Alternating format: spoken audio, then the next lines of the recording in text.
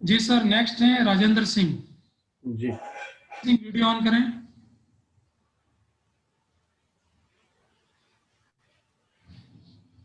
जी राजन जी, अपना audio on कीजिए। Audio on करो, आवाज नहीं आ रही। नमस्ते सर। जी नमस्ते, मेरी आवाज आ रही है आपको? जी सर, आ रही है। राजन जी, आप टीचर हैं? जी सर। कौन सा सब्जेक्ट पढ़ाते हैं?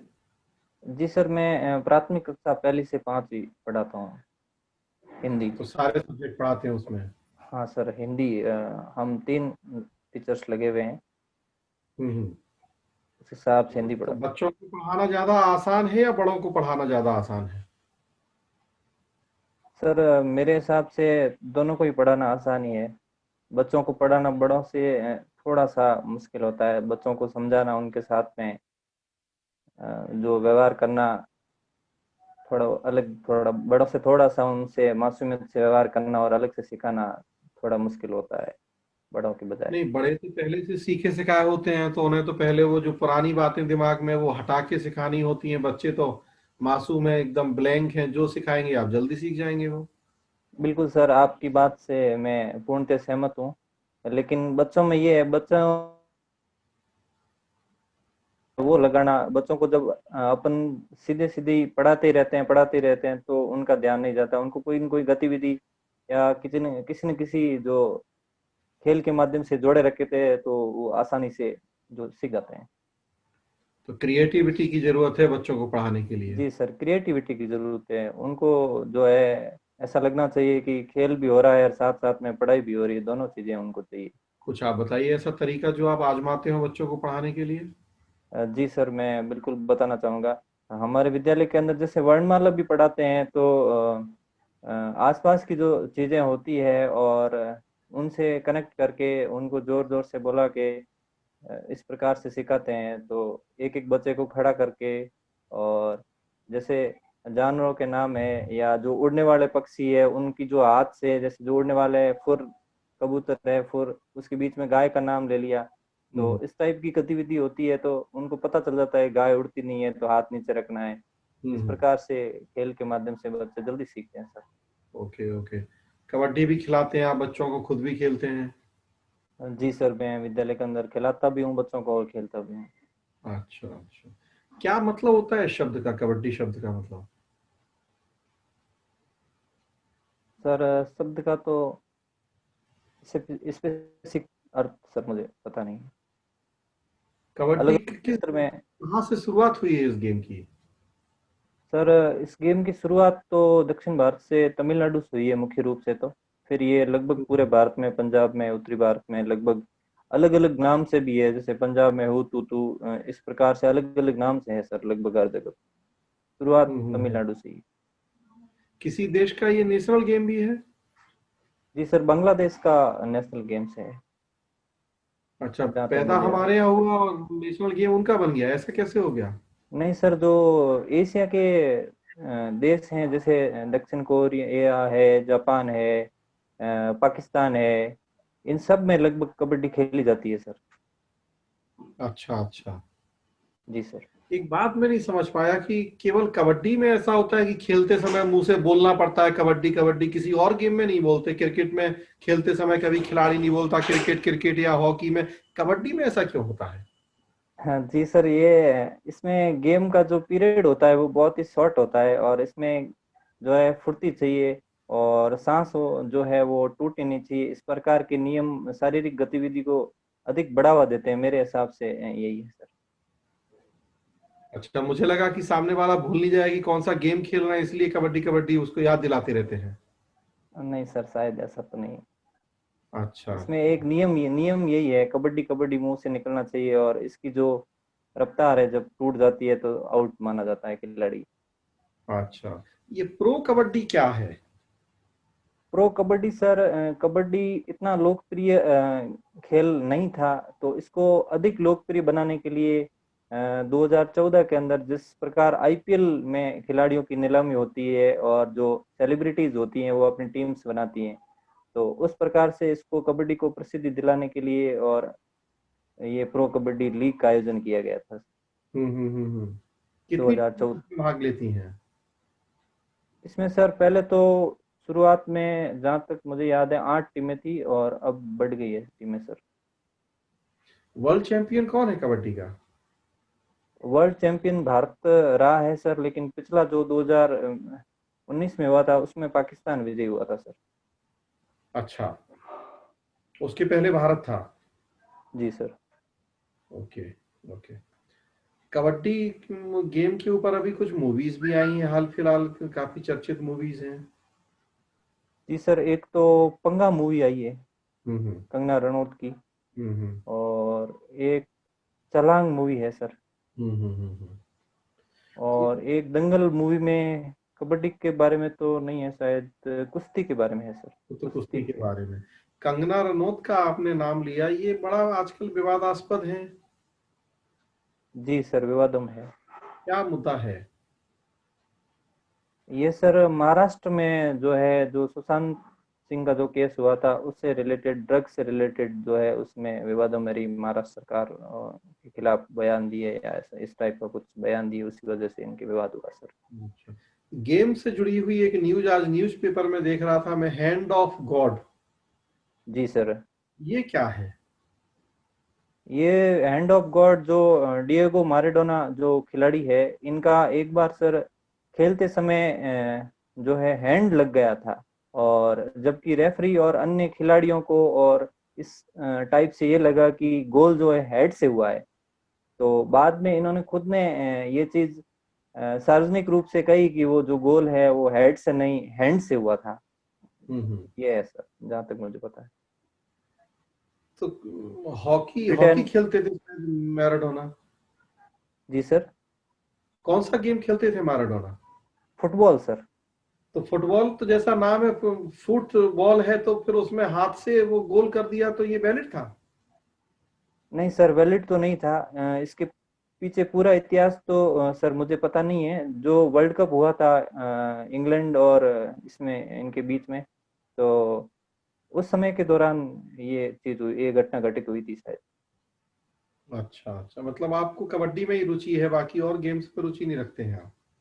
नहीं सर, रुचि रखता हूँ बिल्कुल मैं, लेकिन मेरा फेवरेट कबड्डी है। बाकी मैं देखता हूँ लेकिन इतना चलिए, विशेष आप कर नहीं टीचर हैं देखता। तो राजनीति में भी जरूर रुचि होगी आपको, टीचर्स को तो बहुत रुचि होती है राजनीति में। जी सर। अहमद राजनीतिक पटेल, जो अहमद विषय पटेल है की उससे चर्चा उससे है आज संबंधित। पेपर में, थोड़ा बताएंगे उनके बारे में? जी सर, मैं आपके प्रश्न को सुन नहीं पाया। अहमद पटेल कौन थे, उनकी चर्चा है न्यूज़पेपर में, या कौन है? जी सर, वो कांग्रेस के सांसद थे, और हाल ही में आज के पेपर में था कि उनका निधन हो गया है। तो उन्हें कहा गया कांग्रेस के चाणक्य थे, वो क्या मतलब है इस बात का? सर कांग्रेस के चाणक्य इस संदर्भ में कहा है कि एक तो वो 6 बार सांसद रहे हैं, और उनकी जो राजनीतिक इतिहास रहा है वो कभी भी विवादास्पद शायद नहीं रहा है, और कांग्रेस पार्टी को उन्होंने एक स्तंभ के रूप में वो खड़े रहे हमेशा कांग्रेस पार्टी में। तो सोनिया गांधी जी ने भी कहा है कि हमारे एक स्तंभ जो है पार्टी का वो टूट गया अच्छा, चलिए। लालू यादव का भी नाम आपने जरूर सुना होगा। है। जी सर, सुना है।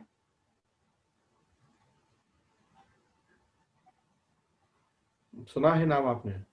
जी सर। जेल से फोन लगा रहे हैं, ये क्या मैटर है? ये भी न्यूज़पेपर में बड़ा छाया हुआ है, एक दो दिन से देख रहा हूँ। जी सर, ये अभी जो बिहार के अंदर चुनाव होने के बाद में विधानसभा अध्यक्ष का जो चुनाव हुआ, उसके संबंध में इन्होंने फोन लगाया किसी बीजेपी कार्यकर्ता को, राजनीतिक उसमें कुछ गुटबंदी करने के लिए। तो उस संबंध में ये आज की न्यूज में चर्चा में आया था। तो ये बताएं कि जेल में रहते हुए कोई व्यक्ति फोन पे बात कर सकता है, तो मतलब ये तो बहुत बड़ी अपराध है हमारे देश में, नहीं है ऐसा? जी सर, बिल्कुल अपराध है। मैं आपकी बात से सहमत हूँ, कहीं न कहीं चूक हुई होगी। उसकी जांच भी चल रही है कि वो फोन किसके द्वारा किया गया, ऑथेंटिक है या नहीं है। तो सर ये अपराध है सर, गलत है, नहीं होना चाहिए। जेल रिफॉर्म्स बड़े चर्चा में हमारे देश में रहते हैं, क्या आपको नहीं लगता कि जेल में सिस्टम में सुधार की जरूरत है? सर जो सुधार है, ये जैसे फोन नहीं रखना चाहिए, या फिर कैदियों के पास फोन नहीं होने चाहिए, ये पहले से ही सर जो जेल सुधार आए हैं, जो भी कमीशन आए हैं, उनमें ये चीजें कही गई है। तो मेरे हिसाब से जो पहले से बने हुए हैं, यदि उनको पहले सुधार लिया जाए तो और अच्छा होगा। ये मेरे हिसाब से जो फोन का है तो ये शायद पहले भी आ रखा है सर। अच्छा अच्छा, चलिए एक लास्ट प्रश्न का जवाब दीजिए, जुडिशियल एक्टिविज्म क्या होता है, न्यायिक सक्रियता? जी सर, न्यायिक सक्रियता जब न्यायपालिका अपने आसपास के किसी भी मुद्दे को जो जनता से संबंधित हो उसमें आगे बढ़कर जो स्वयं डिसीजन लेती है उसको न्यायिक सक्रियता कहते हैं, स्वतः संज्ञान के द्वारा या किसी क्यों चर्चा में लेटर के है ये द्वारा। आज न्यूज़पेपर में? जी सर। आज क्यों चर्चा में है ये न्यूज़पेपर में? सर आज न्यूज़पेपर में चर्चा में इसलिए है कि हमारे जो उपराष्ट्रपति है वेंकैया नायडू जी, उन्होंने ये कहा है, अभी जो पीठासीन अधिकारियों का सम्मेलन चल रहा है, उन्होंने कहा है कि न्यायपालिका जो है कार्यपालिका के कार्यों में हस्तक्षेप कर रही है। तो न्यायिक सक्रियता के ऊपर ही शायद ये चीज कही है। ओके उसमें जो फटाकों का दिया हुआ था सर। ओके, वेरी गुड, ठीक। राजेश सर। जी सर। जी नमस्ते सर। राजेंद्र जी, नमस्ते। अ, वर्धमान महावीर खुला विश्वविद्यालय से आपने बीए किया है। जी सर। बीए से आगे पढ़ाई क्यों नहीं की आपने? सर बीए से आगे 2011 में हो गई थी मेरी, और उसके बाद 2012 का मैंने टीचर का एग्जाम दिया, उसमें मेरा चयन हुआ नहीं, और तो मैंने आगे की नहीं। उसके बाद 2013 का दिया, उसकी नियुक्ति 2015 में मिली। सर उसके बाद में मैं एकल अध्यापक के तौर पर ही विद्यालय में कार्यरत रहा लगातार 3 साल तक। तो उस दौरान मुझे ऐसा लगा कि मुझे आरएस की तरफ ही ध्यान देना चाहिए और प्रशासनिक सेवा ही मेरा जो है प्रथम उद्देश्य था। तो मैं लगातार इसी और रहा सर। 2016 वाला भी मैंने दिया था, चयन हुआ नहीं मेरा। इंटरव्यू दिया था आपने? नहीं सर, इंटरव्यू नहीं दिया था, थोड़ा मैं रह गया था, मेरे मार्क्स कट ऑफ से 10 नंबर कम थे सर। पहला इंटरव्यू है मतलब? जी सर। अच्छा, ये बताइए, महावीर स्वामी को वर्धमान क्यों कहा जाता है?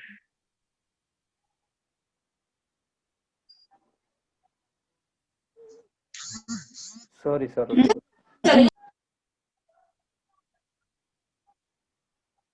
हेलो। जी, चलिए, और क्या जानते हैं महावीर स्वामी के बारे में वो बता दीजिए आप।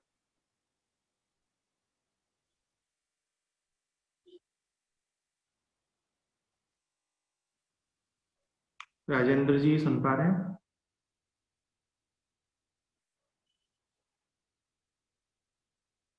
राजेंद्र जी? आपकी आवाज ऑन करो, माइक ऑफ हो गया है, राजेंद्र जी। ओके सर, अब आ रही क्या? जी आ रहे हैं। Okay sir. मैं पूछ रहा था, महावीर स्वामी के बारे में और क्या जानते हैं आप? जी सर, महावीर स्वामी ने जो है जैन दर्शन दिया, और उसके अंदर त्रिरत्न उन्होंने दिए, सम्यक ज्ञान, सम्यक दर्शन, सम्यक चरित्र। और जैन दर्शन के बारे में उन्होंने आत्मा के बारे में भी बताया। अच्छा,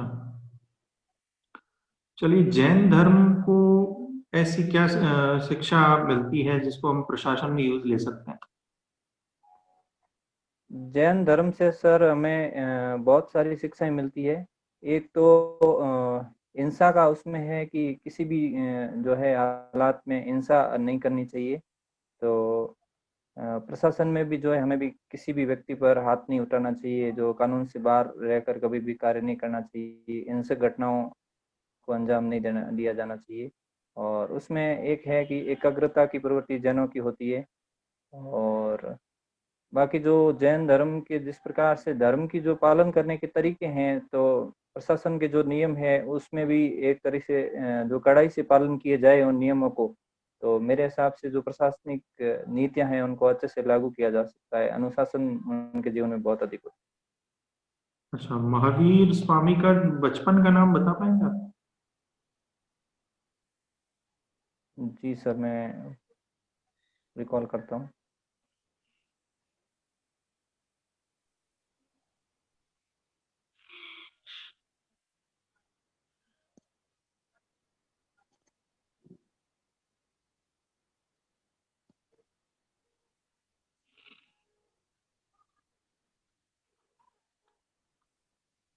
सर आवाज आ रही है? हाँ अब आ रही है, जी बोलिए। सर। सर अभी मुझे याद नहीं हो रहा है। चलिए कोई बात नहीं।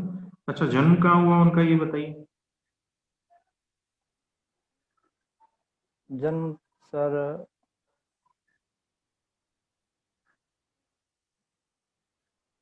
शायद कुंड ग्राम में हुआ। और निर्वाण?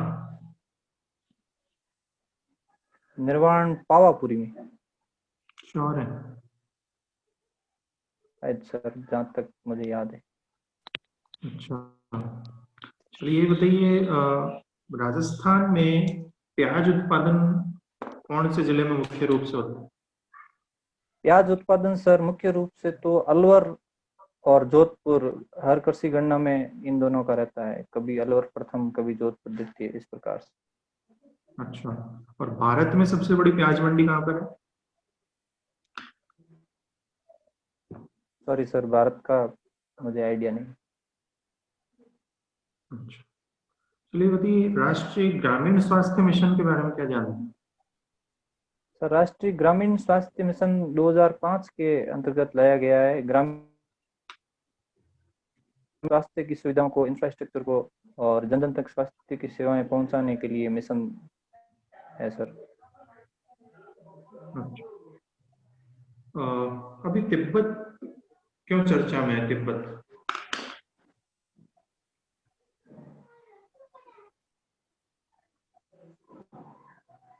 सर तिब्बत अभी तो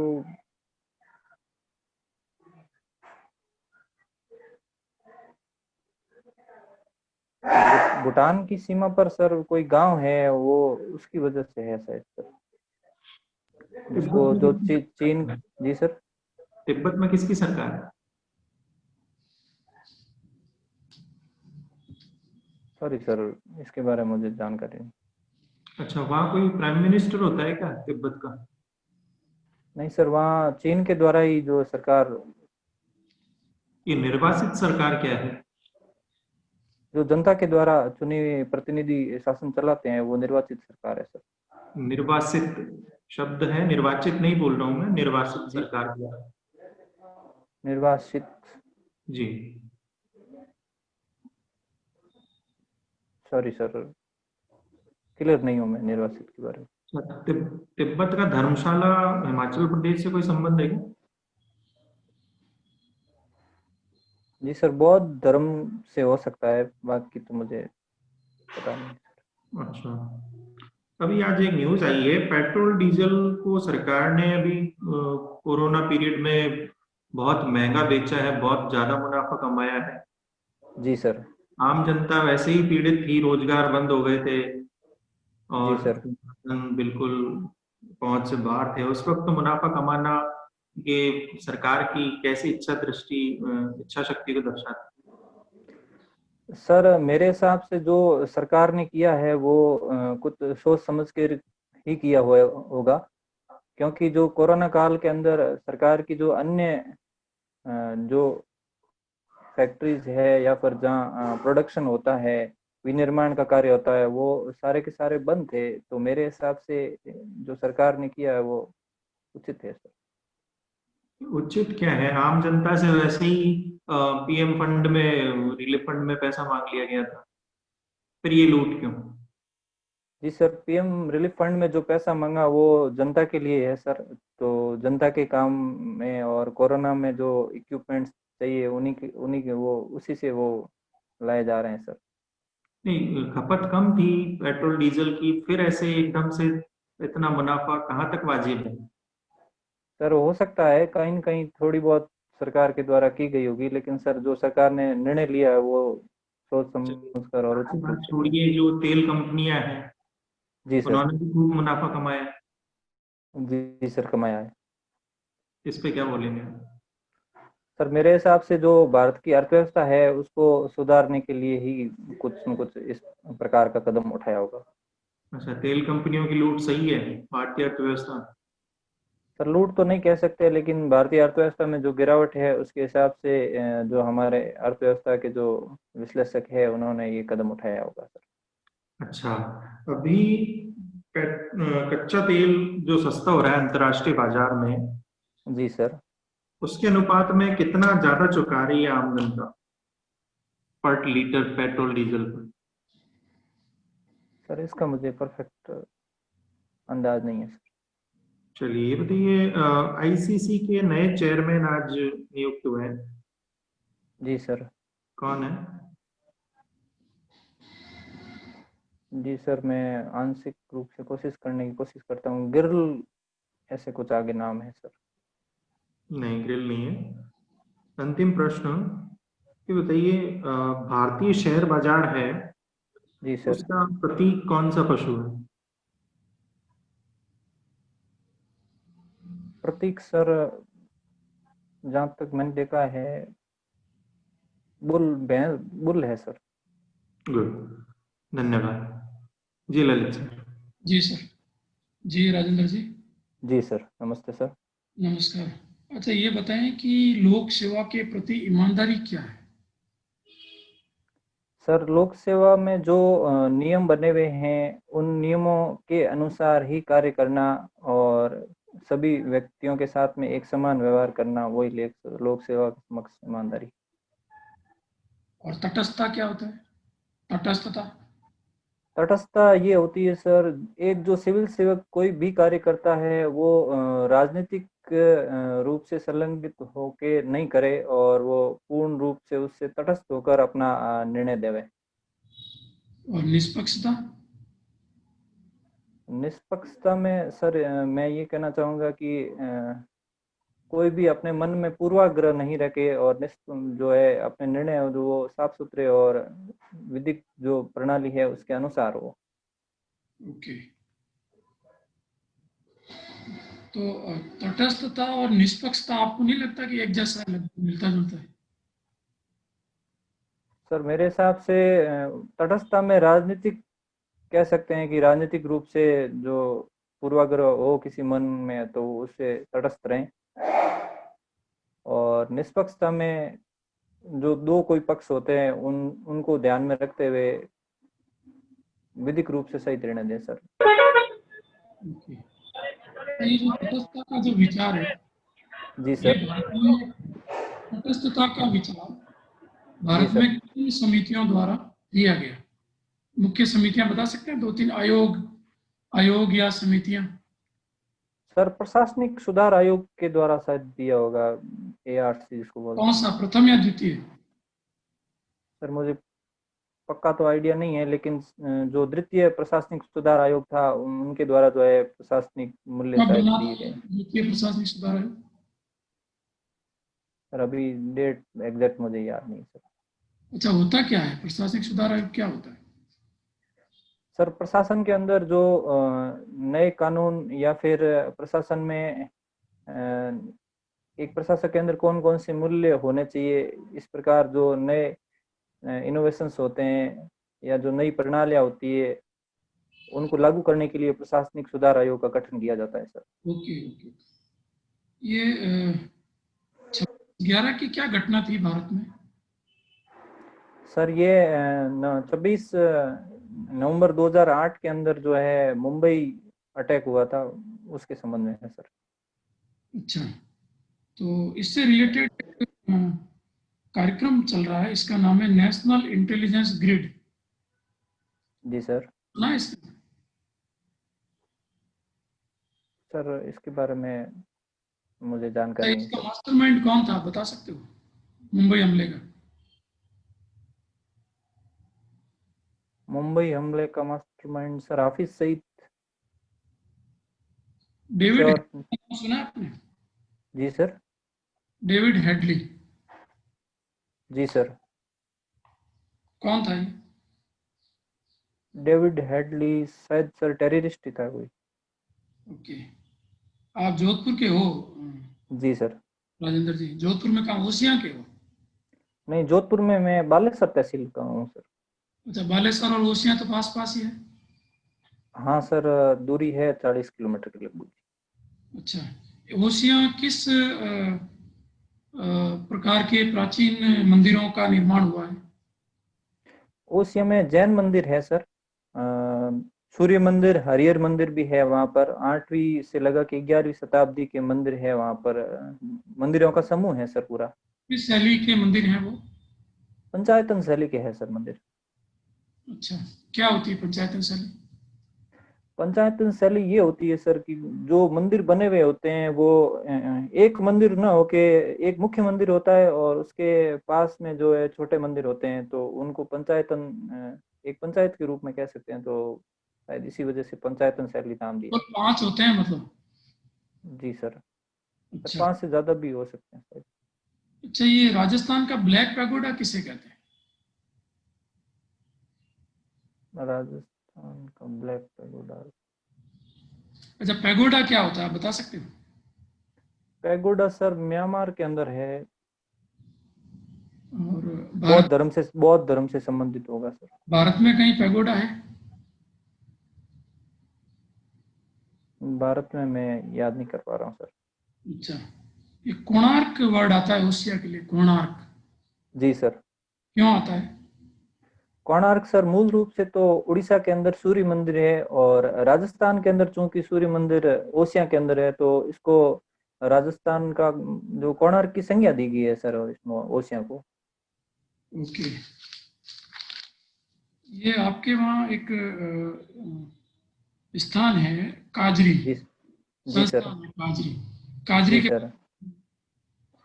काजरी सर ये जो शुष्क क्षेत्र के लिए कार्य करती है, और जो वनस्पतिक रूप से जो पेड़ कह सकते हैं या फिर जो फसलें कह सकते कब हैं, हुई इसके बारे स्थापना? में नए। जी सर। स्थापना कब हुई काजरी की?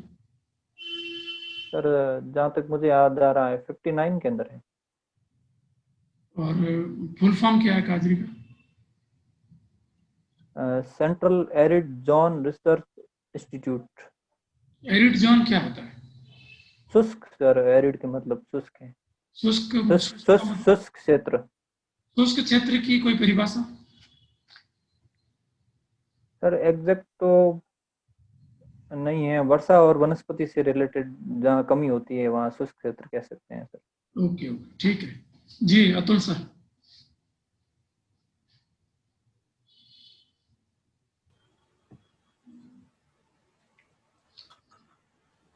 जी राजेंद्र जी, थोड़ा जी सा सर। ओवरऑल अच्छा है, आपका पर्सनालिटी बड़ी प्लीजेंट पर्सनालिटी है।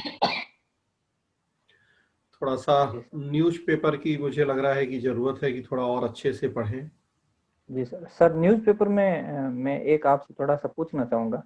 जी सर लोकल लेवल पे तो हम दैनिक भास्कर पढ़ते हैं, जी। लेकिन कभी कभार जो राष्ट्रीय स्तर की जैसे न्यूज है, जैसे अभी वर्गीज कुरियन के बारे में आप पूछ रहे थे, तो वो वाली न्यूज जैसे जागरण से पढ़े या फिर कहीं न्यूज चैनल से दो कैसे दो करते न्यूज़पेपर एटलीस्ट पढ़ लीजिए आप, तो फिर आपका मिला जुला के काम हो जाएगा। हैं? जी तो सर। भास्कर पढ़ते हैं, साथ में अगर जागरण आता है वहां तो जागरण, या और जो भी एक राष्ट्रीय संस्करण जो भी अखबार आता हो आपके पास, जी सर, नेट से अवेलेबल होता है। हाँ, या नेट से मिल जाएगा, तो दो न्यूज़पेपर भी अगर पढ़ेंगे तो चीजें लगभग कवर हो जाएंगी। जी सर। तो थोड़ा सा वो करंट इश्यूज को ही, बाकी तो ओवरऑल आपका बहुत अच्छा है, मतलब जी सर। थोड़ा बस न्यूज़पेपर मेनली मुझे लग रहा है कि आपको पढ़ लेने की जरूरत है, और जो मेंस के टॉपिक थे वो तो खैर एक बार रिवाइज होनी चाहिए आपको। जी सर। जी, तो सिलेक्शन हो जाएगा आपका। थैंक जी जी राजेंद्र जी, यू। जी सर। तो आप भी सरकारी सेवा में है तो उसका उत्साह आपके चेहरे पे झलकना चाहिए। जी सर। बल बहुत कम है। जी सर। दूसरा, आपने एक्सक्यूज दिया कि सर मैं आगे पढ़ नहीं पाया, सिंगल टीचर हूँ, तो ऐसी चुनौतियां तो प्रशासन में आपको और आने वाले समय में अगर आप पद को प्राप्त करते हैं तो मिलेंगी। जी सर। ज्ञान तो अनंत है और निरंतर प्राप्त करना चाहिए। जी सर। ठीक है। इसके अलावा देखिए, इतिहास विषय आपने बीए में पढ़ा है और मेंस में भी पढ़ा है, प्री में भी पढ़ा है, तो जैन धर्म के बारे में आपको जानकारी होनी चाहिए। इसके अलावा तिब्बत को आपने जो क्या बोलते हैं, जियो पॉलिटी वाला जो पोर्शन था उसमें पढ़ा होगा। जी सर। पीएम होता है वहाँ का धर्मशाला से निर्वासित सरकार, जी सर। शासन चलाती है या सरकार है तिब्बत, जी सर। ठीक है, ये आपको जानकारी होनी चाहिए। और पेट्रोल डीजल पे आपका ठीक था, मैं सरकार की आलोचना करवाना चाहता था आपसे, लेकिन आप स्थिर रहे उस पे। और आईसीसी के नए चेयरमैन कौन है ये आपको पता नहीं? सर वो मेरे दिमाग से निकल गया, मैं लिखा भी था सुबह लेकिन मैं वापस याद नहीं कर पाया। जिस दिन आपका इंटरव्यू हो उस दिन आप अच्छे से तैयार करके जाइए, जो 1-2 दिन की प्रमुख खबरें हैं उनको। जी सर। बाकी व्यक्तित्व आपका बहुत अच्छा है, शांत है, जी सर। लेकिन थोड़ा एनर्जी लेवल इसमें लाएं। ठीक, जी सर। शुभकामनाएं। Thank you sir. जी राजेंद्र जी, जी सर। व्यक्तित्व जैसा कि राजेश सर ने कहा है बहुत अच्छा है, अनुशासित लगते हैं और लगता है कि आपके अंदर एक आरएस है, एक जी प्रशासक सर। का एटीट्यूड लगता है आपके अंदर। और लहजा एक सबसे अच्छी बात यह है कि आप जोधपुर के होते हुए भी वहाँ का जो लोकल एक्सेंट है, जो लहजा है, वो जी आप सर। बहुत ही सीमित है, बहुत कम है। ये एक अच्छी बात है आपके लैंग्वेज की। थैंक यू तो सर। इसको बनाए रखें, ये लहजा बढ़े नहीं आपका, बल्कि कम ही हो। जी सर। एक्सेंट, लोकल एक्सेंट नहीं आ रहा है, बहुत बढ़िया बात है। बस थोड़ा थके थके और स्माइल लेस लगते हैं, इसको हाँ सर। थोड़ा है। जब आप 2 घंटे से वेट कर रहे हैं, मुझे लगता है इंटरव्यू का आज के, हाँ सर, मैं 2 बजे लॉग इन कर दिया था। और जब आप आरएस बन जाओगे तो कई बार आपको पूरे दिन ही वेट करना पड़ेगा। हाँ सर, तो वो तो है आपके ही। मंत्री, नेता, अधिकारी सुबह से खड़ा करेंगे और शाम तक आएंगे, फिर थक गए तो नहीं सर, पूर्ण कोशिश करेंगे नेक्स्ट में हाँ, ऐसा तो नहीं ये दिखेगा आप। थकान आप पे हावी नहीं हो। और जी बाकी सर। करंट को थोड़ा और बढ़िया तैयार करें, जी सर। क्षेत्रीय ज्ञान को भी करें, थोड़ा एथिक्स को करें। एथिक्स के आंसर अच्छे थे आपके, क्षेत्रीय जी ज्ञान सर। एवरेज से अच्छा है, पर और बढ़िया नॉलेज पार्ट और बढ़िया नहीं ठीक है सर। है, काफी अच्छा रिजल्ट रहेगा आपका। Thank you sir. Okay, all the best Rajendra ji. Thank you sir.